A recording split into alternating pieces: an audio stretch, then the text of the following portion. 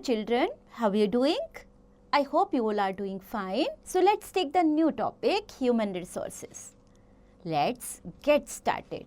So as you know, human resources के बारे में आज हम पढ़ने वाले हैं और हम इस चैप्टर को स्टार्ट करेंगे और जानेंगे कि हम लोग आज ह्यूमन रिसोर्सेज के बारे में आइडिया मिलेगा आपको कि आप ह्यूमन रिसोर्सेज के बारे में कैसे हमारा country day by day develop कर रहा है, right? Okay, so let's get started बच्चों. Right T for true statements and F for false ones. So आप इन स्टेटमेंट्स को पढ़िए और इन स्टेटमेंट्स के अकॉर्डिंग आप फाइंड आउट करिए which one is true and which one is false. India is a big powerhouse of natural resources that are very precious and need to be conserved. These natural resources cannot be of use to us if they are not used properly. तो हमारा country India खजाना है natural resources का बच्चों. अगर इनको ठीक से यूज़ नहीं किया जाएगा तो एक दिन तो इनका गायब होना यानी ख़त्म होना ज़रूरी है. तो हम लोग क्या करने वाले हैं, इनको कैसे समेट के रखने वाले हैं, इनका यूज़ कितना वाइजली आपको करना है ये जानते हैं. To make full use of this resources a country needs educated and skilled people. Thus, a country's most valuable resource is its people. Yes बच्चों, हमारे देश का या किसी भी देश का जो सबसे वैल्यूएबल रिसोर्स है वो वहाँ के लोग ही होते हैं बेटा. जितना हम लोग अच्छे स्किल्ड होंगे, अच्छा एजुकेटेड होंगे, उतना ये हमारी कंट्री ज़्यादा डेवलप करेगी. They are the ones who can make use of these natural resources. Farmers plant seeds that grow into crops which are harvested for food. Scientists work to improve the quality of seeds and find ways of growing better crops. So हमारे किसान हमारे लिए अलग अलग फसलें उगाते हैं, हमारे खाने जो हम खाते हैं हमारे भोजन का इंतज़ाम करते हैं, वो बीज उगाते हैं, फसलें उगाते हैं, फिर फसल काटते हैं, उससे हमें खाना मिलता है. और हमारे साइंटिस्ट क्या करते हैं, उनकी मदद करते हैं, उनकी जो सीड्स की क्वालिटी है उन्हें इम्प्रूव करने की कोशिश करते हैं और अलग अलग तरीके निकालते हैं जिससे कि फसलें और अच्छी तरह से ग्रो कर सकें. Engineers and minerals hidden under the ground and dig them out for use in industries. Many people work in factories to convert raw material into finished products. आपने देखा है बहुत सारे वर्कर्स ऐसे होते हैं जो फैक्ट्रीज में काम करते हैं जिससे जो रॉ मटेरियल उनके पास होता है वो उसको प्रोडक्ट में चेंज कर देते हैं. यानी वो जो प्रोडक्ट आप तक पहुंचता है उसका रॉ मटेरियल से उसे तैयार करते हैं तब वो आप तक पहुंचता है. India has made tremendous progress since independence. The production of food and other crops has increased more than double. We are now self-sufficient in food production. Many new industries have been established in India and for the benefit of the people. School, colleges, training centers and hospitals have been established throughout India to improve the quality of life of people. They have helped in improving the living standards and health of the people. So हमारे देश के जो लोग हैं वो इतने skilled हैं क्योंकि आपको पता है जब से हमें आज़ादी मिली है तब से इंडिया प्रोग्रेस ही कर रहा है, राइट? सो हमारे देश के लोग हर फील्ड में अपने आप को साबित कर रहे हैं, अपने आप को प्रूव कर रहे हैं कि yes India is best, the people of India is best. Primary health centers, dispensaries, literacy programs and welfare projects have been started for the benefit of people living in villages. तो ये सारे काम किए गए हैं, उनको हर तरह की सुविधा देने की कोशिश की गई है जो लोग गांव में रहते हैं. Even so, about half of the population of our country is poor. They do not have enough food to eat. The main causes of such poverty is, that our population growth and unequal wealth distribution. So दो चीज़ें हैं जो हमें पीछे धकेलती हैं. जैसे कि हमारे देश के कुछ लोग ऐसे हैं, हाफ ऑफ अप्रोक्सीमेट आप लगाएं तो हाफ जो हमारे देश की पॉपुलेशन है उनके पास खाने को प्रॉपर फूड नहीं है. उसका कारण भी आप लोगों को बताया गया है। एक तो पॉपुलेशन बहुत ज़्यादा है हमारे देश की, और जो अनइक्वल वेल्थ डिस्ट्रीब्यूशन है वो भी बहुत मायने रखता है किसी भी देश को ग्रो करने में। India currently has a population of more than 1400 million people and it is the most populous country in the world. India's population distribution is very uneven. Some areas are densely populated while others have very few people living there. कहीं पे बहुत ज़्यादा लोग रहते हैं और कहीं पर बहुत कम। So ये भी uneven है। Uttar Pradesh is the most populous state in India and whereas Sikkim is the least populous. People from villages migrate to cities in search of jobs due to a lack of work in the villages and repeated crop failures. तो जो गांव के लोग भी हैं वो शहर में भाग कर आने लग गए हैं, कुछ काम की खोज में आ रहे हैं, बिकॉज वहाँ पर फसलें का खराब होना, काम नहीं होना उन्हें शहरों की तरफ खींच कर ला रहा है।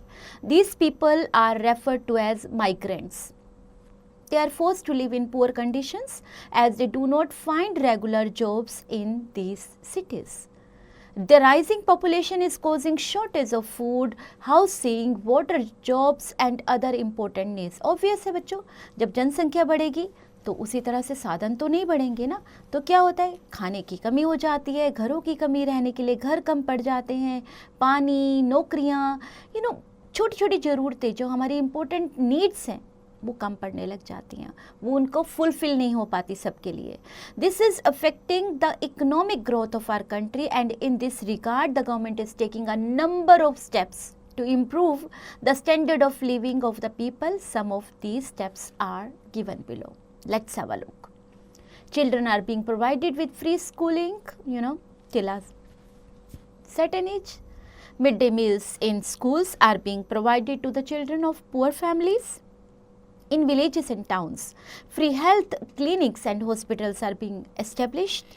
Children from low-income families are being educated in private and independent schools. Banks are providing low-interest loans to encourage people to start their own businesses. People are being encouraged to have a small families. Night schools for adults are being run. So ये सब steps उठाए गए हैं government की तरफ से ताकि हम लोग बैलेंस बना सकें। Knowledge booster in India 97% of all households have electricity as of March 2022। For rural development, new programs such as Deen Dayal Upadhyay Gram Jyoti Yojana and Pradhan Mantri Awas Yojana have been introduced. Now we have some questions for you. Try to answer.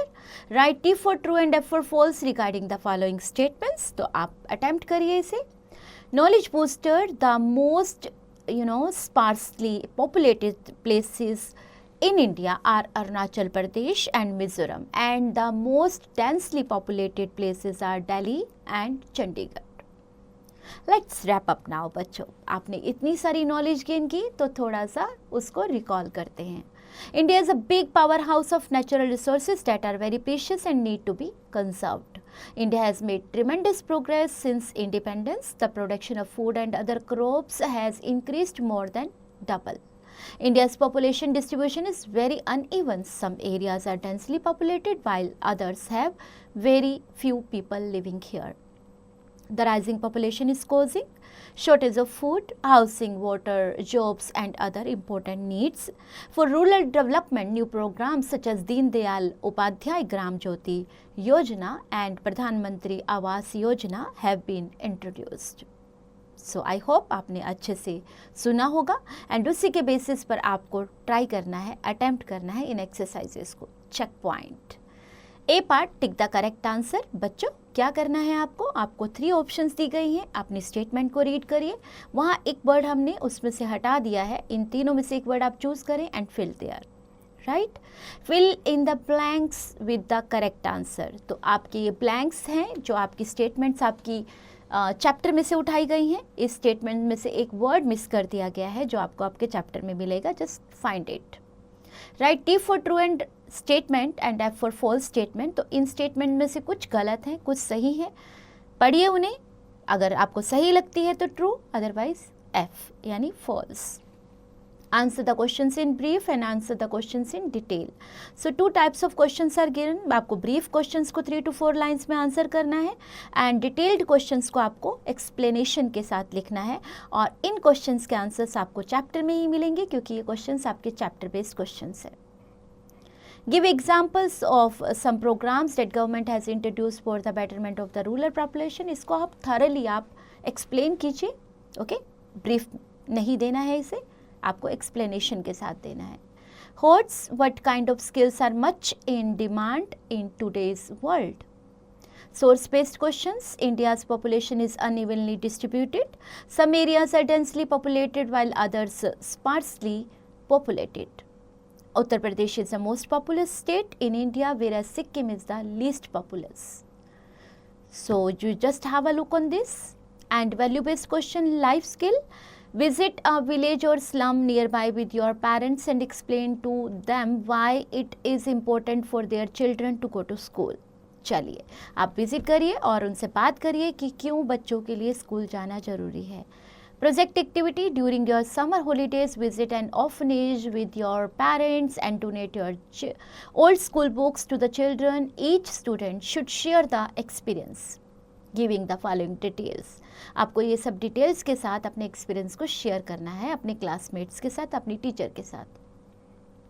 Map work on a outline map of India, mark the label of the following. ये आपको अपने map पर आपको ये काम करना है.